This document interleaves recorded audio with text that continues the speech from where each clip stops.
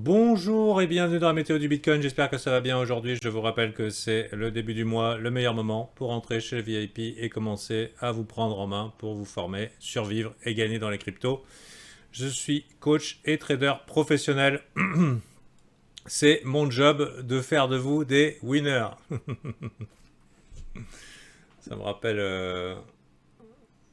je suis timide mais je me soigne, je crois. Un truc comme ça. Euh, non, pas des winners. Ok, bon, hier, il s'est pas passé grand-chose. On a eu une journée relativement calme après la purge de la veille.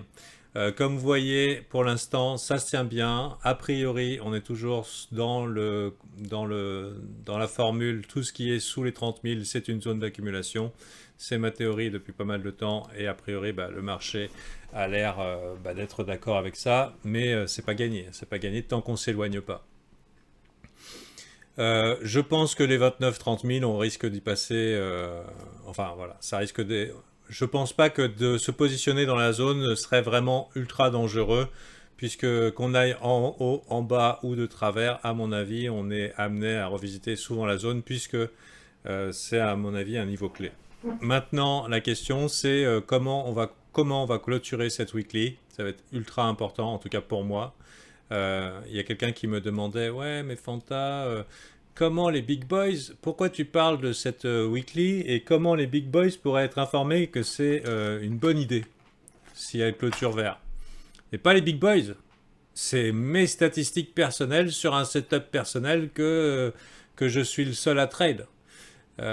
J'ai mes propres petits outils, je sais que j'ai un avantage probable à voir cette weekly terminée dans le vert. Il n'y a pas, effectivement, il n'y a pas de figure chartiste officielle qui vous dit non, c'est bon, allez-y, machin et tout. C'est juste que moi, je sais que j'ai un avantage probable très fort à me positionner en spot si on a une clôture verte de cette weekly. C'est tout. C'est tout. Donc il n'y a pas de magie, il n'y a pas de science, il n'y a pas d'astrologie et tout. Il y a juste des probabilités et un plan que je trade, qui est mon trading plan. Sachez que pour réussir en trading, pour éviter de se prendre la main dans toutes les trades et toutes les opportunités qui vous sont offertes 10 à 15 fois par jour, si c'est pas plus, on utilise un plan, on utilise un risque qu'on définit, combien on peut perdre sur cette idée de trade, et on essaye d'avoir une stratégie fixe.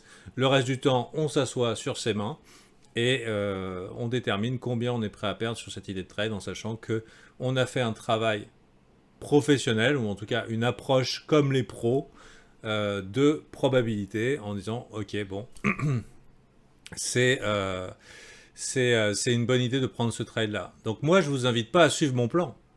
Moi personnellement, quand je fais la méthode du Bitcoin, j'essaye de donner une approche probable de là où va aller le prix, mais je veux dire, le plan de Fanta, il n'y a que Fanta qui peut le trade. Hein, votre job à vous, c'est de trouver quel est le plan qui va vous donner la confiance mentale d'y aller. Et j'imagine qu'il n'y a rien dans le graphique qui pourrait vous dire ah, si c'est bon. Non, moi personnellement, j'ai la confiance mentale de le faire. Mais en sachant que si je continue à le faire, perdant ou gagnant, à la fin je gagne. Je suis gagnant long terme. Donc voilà. Donc, trust me on that, j'ai un avantage probable à penser que cette weekly est est un point clé.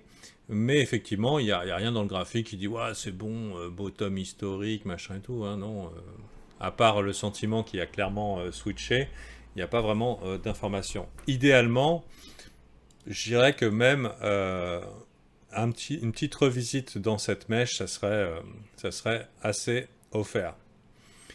Hier, pour le S&P 500, ça s'est bien bastonné et ce sont les boules qui ont gagné. Je ne sais pas si vous vous rappelez hier, je vous disais qu'on était un petit peu dans un no man's land et qu'on avait besoin de voir parce que à cause de cette bougie rouge où on était coincé sous une résistance, entre une résistance et un support, la question qu'elle allait se poser, c'est quand c'est que le S&P 500 allait nous faire son plus haut creux. Et ça aurait pu être là, ça aurait pu être là, ça aurait pu être là, ça aurait pu être n'importe où. Et le meilleur cas possible qui s'est produit, c'est ça. c'est le fait qu'en fait ce plus haut creux, a priori, semble être ici. Et le fait qu'on ait reconquéri, qu'on ait récupéré le niveau, qu'on ait récupéré le niveau et qu'on ait réabsorbé les 2 corps de chandelle précédents, laisse supposer que on est en train de continuer à la hausse. Alors, il y a... Donc on a un marché qui est fort. On a un marché qui est fort et a priori le S&P 500 ne devrait pas être un obstacle pour le Bitcoin monter. Reconquis, merci. Pourquoi? Parce que plus haut sommet, plus haut creux. Alors pas encore, enfin si, plus haut sommet, on ne le voit pas encore vis-à-vis des mèches, mais ça c'est ce qu'on appelle un pattern qui s'appelle le Rising Tree. Alors, Rising Tree, vous me direz, oui, mais normalement, c'est 3. Bah, pas forcément, en fait. En réalité, ça peut être 5, 10, 2, voilà, ou 50. Et ça consiste à un mouvement, des chandelles qui sont absorbées par la précédente, et ensuite ça monte. Donc, techniquement, une continuation haussière. Voilà. Plus haut sommet, plus haut creux, continuation haussière. La question qui se pose, parce que c'est pas forcément gagné pour les boules, hein, parce qu'ils ont quand même galéré hier, c'est est-ce que ici on est en train de dire ah là là mais non c'est un range et on va y mettre 1 ou 2 coups de plus avant de continuer, Fanta ne vend pas la peau de l'ours avant de l'avoir tué, effectivement c'est une possibilité, et bien sûr un retour vers le bas, ça pourrait former un M, mais pour l'instant, avantage haussier. Pour l'instant la clôture est gagnée par les boules. Et ceux qui ont peur, ce sont ceux qui shortent et qui se voient leur short avec leur stop prêt à être niqué. Donc voilà, mais c'est pas parce qu'on est remonté ici qu'on est sûr de faire une acceptation par le haut. Hein. Ça peut ranger un peu. C'est parce que les indices ont un impact dans le marché des cryptos maintenant qu'ils font partie des portfolios de gros fonds, entre guillemets. Et crypto, Bitcoin, fait partie du panier à 7 à risque et ça s'équilibre. Ça s'équilibre dans leur portfolio. Donc il y a un impact du S&P 500 sur le Bitcoin. D'ailleurs, le mouvement de 2% hier, enfin avant-hier, a provoqué 5% de baisse sur le Bitcoin. M'est avis que les big boys continuent d'accumuler ici. Je vais rester attentif à ça. Je me dis on peut revivre quelque chose comme ça, puisque personnellement j'ai encore un biais haussier. J'arrive pas à m'en dépatouiller pour l'instant. Pour moi le sentiment il est mûr, j'attends juste la clôture weekly, j'attends juste de voir une confirmation de l'action du prix, mais j'ai un biais haussier. Peut-être pour un rallye de quelques jours, hein. Pas forcément bottom long terme historique, on s'en fout à la limite. Mais pour un petit rallye qui pourrait nous emmener un petit peu plus haut. Donc, à voir ici, si on n'aurait pas fait une petite bougie comme ça, qu'on n'arrive pas à voir un petit peu plus bas et qu'on échoue à aller plus bas. En gros, c'est quelque chose comme ça que j'attends. Et en regardant court terme, mon play du jour, ça va être un biais plutôt haussier. Et avec l'espoir qu'en approche de New York, donc vers 14h30, 15h30 chez vous, en approche de New York, on descende un petit peu. Essayez de voir si j'ai pas un petit signal en petite unité de temps pour prendre un long et ensuite viser une session US qui à mon avis serait positive. Donc ça c'est la probabilité, c'est mon plan. Si ça fait pas ça, j'ai autre chose à faire aujourd'hui. Je me forme, je veux raffiner mon trading plan.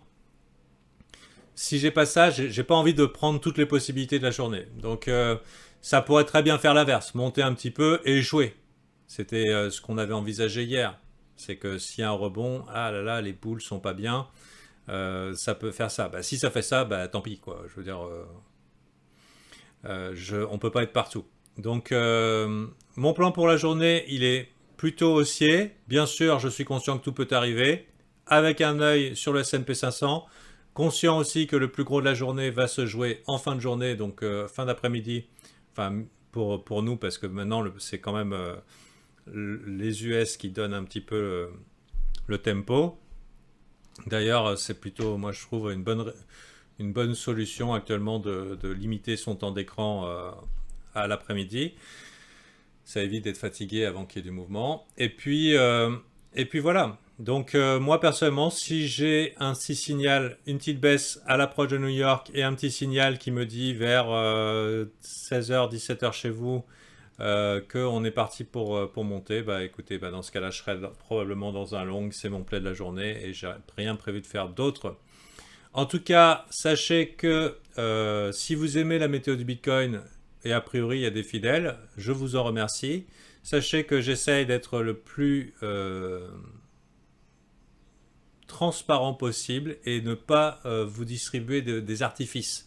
C'est-à-dire de ne pas vous noyer sous des trucs qui vous font croire que ah là là, c'est super intelligent ce qu'il dit, il n'y a que lui qui peut savoir, c'est sûr il connaît. Non, c'est sûr il connaît, c'est l'expérience qui fait qu'il connaît. Hein. C'est pas les trucs qui flashent et qui brillent et qui font croire des trucs. Si vous voulez des trucs qui flashent et qui brillent, vous me demandez ce que vous voulez en VIP, je vous montre comment ça marche. Il n'y a aucun problème. Donc, pas de bullshit, pas d'artifice, que du concret, pas de roleplay non plus. Je fais pas semblant de trade. Hein. On est vraiment confronté à la réalité du marché. Et moi, en tant que coach, j'assiste les gens dans le cadre VIP à découvrir le trading, découvrir les indicateurs, développer des connaissances, ensuite les centraliser. Enfin, c'est eux qui le font. Hein. Ils le centralisent dans un plan qui leur ressemble, un plan qui leur plaît. Et je les aiguille, je les aide à corriger certains trucs. Et ensuite, l'exécution, c'est la troisième étape hein, en trading. C'est qu'est-ce qui se passe quand il faut exécuter le plan. Et comme dit Mike Tyson, des plans, tout le monde a un plan jusqu'au moment où il se prend un coup de poing dans la gueule. Donc moi, je suis là pour vous masser les épaules quand vous serez pris le coup de poing dans la gueule et vous remettre sur les pattes en disant allez, vas-y, va le niquer celui-là. Sur ce, je vous invite à rejoindre ça. C'est encore le début du mois. Très bon investissement pour vos sous-sous. Et puis, je vous dis à bientôt. Je pense que maintenant, c'est officiel. La partie, enfin, la génération, le trading, c'est facile, est derrière nous. Hein. Je veux dire, il n'y a plus de doute possible. Les gens savent que c'est difficile et que si on veut tirer profit des marchés, bah, il faut faire plus que la moyenne. Il faut faire plus que le PMU 2.0. Et c'est ma mission. Et j'espère qu'à un moment, vous allez peut-être vous prendre en main plutôt que d'attendre le zéro, quoi. Le road to zéro. Allez, sur ce, bonne journée et à la prochaine.